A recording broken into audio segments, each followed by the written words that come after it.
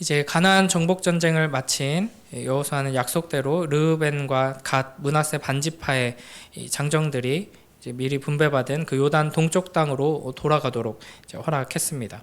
그런데 그들이 돌아가는 길에 가나안 땅 요단 언덕가에 큰 제단을 쌓았는데 이게 이제 큰 오해를 불러일으키게 되는 것이죠. 그래서 요단 서쪽 지파들이 이제 곧장 엘르아살의 아들 비느하스를 중심으로 해서 지파별로 천부장 한 명씩 대표로 세워서 이제 요단 동쪽으로 보냅니다. 그래서 이제 추궁하는 것이죠. 이제 그들이 하나님의 말씀에서 벗어나 다른 신을 섬기거나 아니면 하나님께서 말씀하신 대로 말씀하신 방식대로 순종해서 예배하지 않고 자기 마음대로 제단을 쌓아서 이제 섬기는 이런 이제 잘못을 저지르는 줄 알고 급하게 이제 대표들을 보낸 것이죠. 이거는 매우 심각한 문제였습니다. 이제 이미 경험을 했죠. 이런 식으로 우상을 숭배하거나 하나님의 말씀에서 벗어나는 경우 심판을 받게 되고 그 심판은 사실은 이스라엘을 통해서 진멸하도록 하나님께서 명령하시기 때문에 이거 아주 심각한 문제여서 이제 가서 이제 추궁을 한 것이죠. 이 추궁을 듣고 이제 동쪽 지파가 자기들이 왜 이렇게 했는지를 설명해서 오해가 풀리는 것이 오늘 본문입니다. 그래서 22절부터 29절을 보시면은 요단 동쪽 지파가 자초지종을 설명하죠. 먼저 자신들이 제단을 쌓은 목적이 결코 여호와 하나님을 반역하거나 거역하려는 것이 아니다. 오히려 여호와 하나님을 섬기는 일에 있어서 우리가 벗어나게 될까봐 멀어질까봐 걱정되어서 이렇게 했다라고 이제 설명을 합니다. 22절, 23절을 보면은 자신들의 행위가 반역이나 배신이 아니다 하는 것을 이제 아주 강조하는데요. 이 히브리어로 보면은 5번이나 반복해서 만일 뭐뭐라면, 그러니까 만일 반역이라면, 만일 배신이라면, 만일 돌이키려 한다면, 만일 번제와 소제를 드리려 한다면, 만일 화목제물을 드리려 한다면 이런 식으로 이제 표현을 하고 있습니다.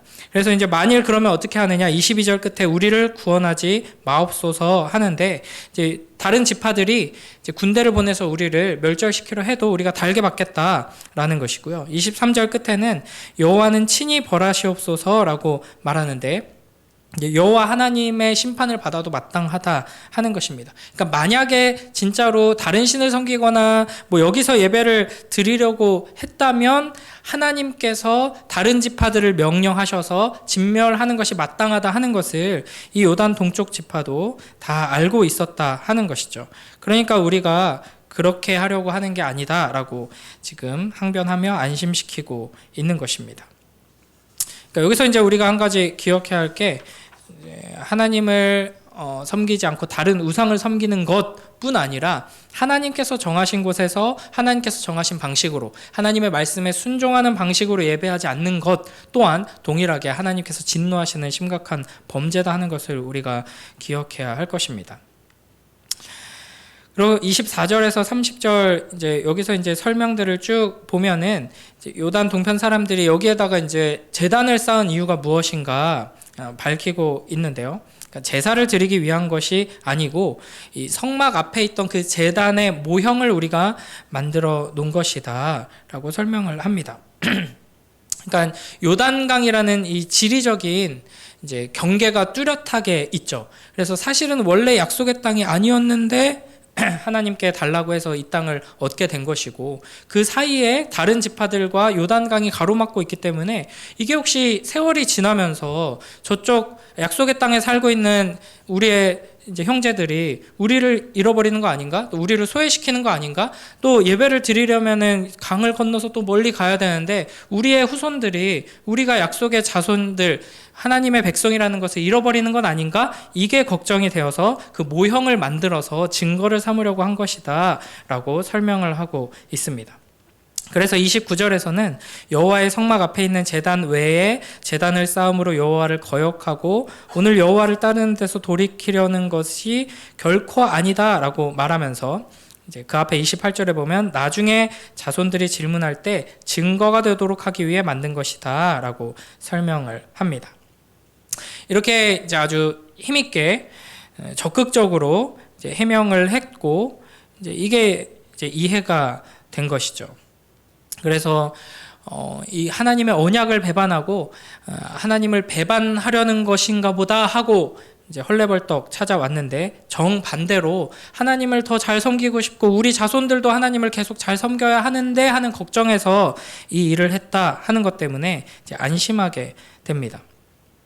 그래서 이제 30절 31절을 보면 비느하스가 이제 너희가 이스라엘 자손을 여호와의 손에서 건져내었다라고 말합니다. 그러니까 우리 다 죽게 생겼구나, 이렇게 큰 근심 속에서 왔는데 그게 아니라 순수한 마음으로 똑같이 하나님을 잘 섬기고 싶은 마음이구나 하는 것 때문에 이제 하나님의 진노에서 우리가 벗어나게 됐다라고 이야기하고요. 하나님께서 우리와 함께 하셔서 우리가 이렇게 함께 하나님을 섬기는 하나님의 백성으로 서게 되었다 하고 기뻐하는 모습을 볼 수 있습니다.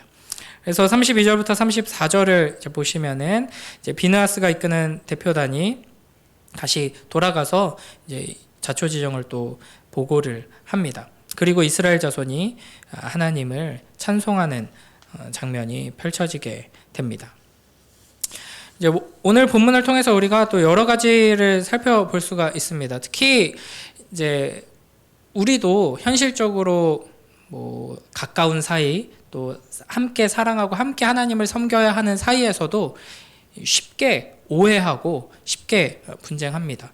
여기 동쪽 지파의 입장에서 봤을 때는 자기들은 진짜 순수한 마음으로 이렇게 한 거거든요. 그런데 이제 헐레벌떡 달려와가지고 아주 죽일 듯이 막 추궁하고 이러면은 먼저 기분이 팍 상한단 말이에요. 그래서 내가 원래는 어떤 의도로 이런 일을 했고 너네가 오해한 거다 이거 말하기 전에 내가 기분 나빴으니까 이것부터 풀어내, 막 이런 식으로 하게 되면 이제 싸움이 커지죠. 그러나 여기서 보면은 자기들의 원래 의도가 뭐였는지 자세하게 이렇게 설명하고, 또 그걸 듣고 그랬어도 미리 말했어야지 이러면서 내가 너네 때문에 얼마나 깜짝 놀랐는지 알아? 이러면서 또 여기서 또 화를 내는 게 이제 보통의 우리의 모습인데, 여기서는 아주 지혜롭게 이렇게 하나님 안에서 오해가 해결되고 다시 하나님을 찬양하는 대로 나아가는 것을 볼 수 있습니다.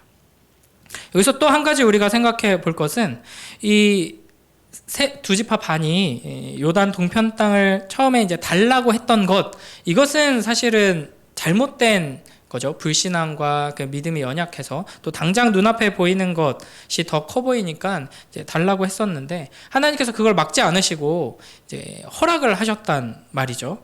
이제 왜 이걸 허락하셨을까? 이제 그 답을 여기서 조금 알 수 있는데, 이제 7년간의 정복 전쟁에 앞장서서 참여하게 하시고 이제 약속의 땅이 정복 전쟁이 마무리되니까 이제 다시 이제 강을 건너서 이제 그 땅으로 돌아가게 하시는 거잖아요. 이 7년간의 기간을 통해서 하나님께서는 하나님의 역사를 경험하게 하시고 이제 하나님을 의지하고 신뢰하는 그 약속의 언약의 신앙으로 이제 견고하게 세워 주시는 것입니다.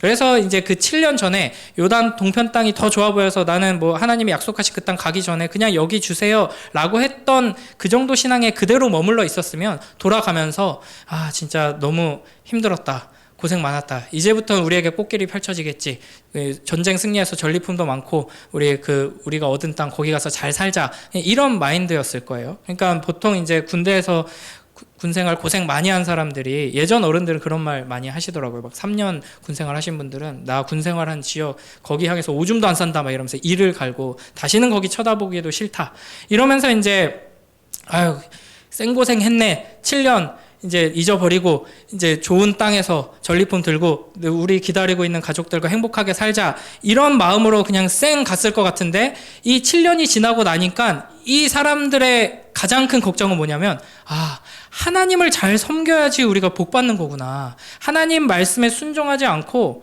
하나님 그 언약 안에 있지 않고는 좋은 땅을 얻던 뭐 군대가 얼마나 강하고 무기가 좋고 뭐 지도자가 어떻고 이게 문제가 아니구나, 어떡하지 우리? 저기 약속받은 땅 좋은 땅인 거 맞아, 우리 7년 동안 전쟁해가지고 아주 막 더 강해졌어, 근데 가가지고 우리가 하나님 섬기는 것을 잊어버리면 말짱 꽝이잖아, 이게 이제 제일 큰 걱정이 되는 겁니다. 나름대로 그 전과 확연하게 다른 신앙의 진보를 이룬 것이죠. 그래서 이제 이 증거의 재단을 쌓은 것입니다. 여기서 이제 우리가 생각해 봐야 할 것은, 우리는 과연 뭘 제일 걱정하고 이제 뭘 제일 신경 쓰고 있느냐 하는 것입니다. 그러니까 우리도 이들과 마찬가지로 하나님을 떠나는 것, 하나님을 잊어버리는 것, 우리가 하나님의 백성이다, 하나님께서 우리를 이렇게 사랑하셨다, 하나님을 예배하고 우리의 정체성을 기억하는 것이 우리의 인생에 있어서 가장 중요하고 우리의 자녀들에게, 우리의 다음 세대에게 가장 중요한 것이다 하는 것을 기억하면서 증거의 제단을 쌓는 우리 모두가 되길 주님의 이름으로 축복합니다. 물론 이제 조금 더 이상적인 신앙의 진보를 생각한다면 하나님을 신뢰했어야 하죠. 하나님께서 약속하셨고 하나님께서 신실하게 지금까지 역사하신 걸 보면 그쪽 땅에 가서도 하나님이 단순히 약속의 땅 안에서만 일하시는 분이 아니니까 온 만물을 창조하시고 통치하시는 하나님이라는 것을 믿고 신뢰했어야 마땅한데 거기까지는 가지 못했고, 사실은 하나님을 그렇게 믿는 믿음이 어느 정도 있다고 해도 사람을 못 믿는 거거든요. 기본적으로는 저쪽에 있는 이제 강 건너 지파들이 나중돼 가지고 딴소리 하면 어떡해, 우리 밀어내면 어떡해, 이제 이런 또 걱정도 있는 것입니다. 그럼에도 이제 이들의 순전한 마음을 우리가 주목해 봐야 하고요. 우리도 하나님의 은혜를 경험하고 우리의 신앙이 더욱 성장하여서 다른 걱정 근심보다 하나님을 어떻게 하면 더 가까이 할 수 있지? 어떻게 하면 우리가 우리의 연약함과 또 이 세상의 악함 때문에 하나님을 아름답게 섬기고 의지하는 이 신앙에서 벗어나지 않을 수 있지? 이걸 고심하고 걱정하면서 기도하는 자리로 서야 할 것입니다. 그래서 이제 이들은 증거제단을 세웠는데 우리는 그러면 뭘 세워야 할까요? 우리의 증거는 이제 십자가일 것입니다. 십자가 신앙을 우리가 기억하고 붙들면서 그 십자가 신앙을 전수해야 하는 것이죠. 그러니까 이 성막의 제단을 본따서 이렇게 그 증거로 삼아서 우리 자녀들이 물어보고 막 이제 그 다른 지파들이 막 이렇게 공격할 때 여기 증거가 있잖아, 우리도 하나님 백성이야 라고 하는 것처럼 우리도 예수 그리스도의 십자가를 바라보고 우리의 자녀들에게 가르치고 해야 하는 것이죠.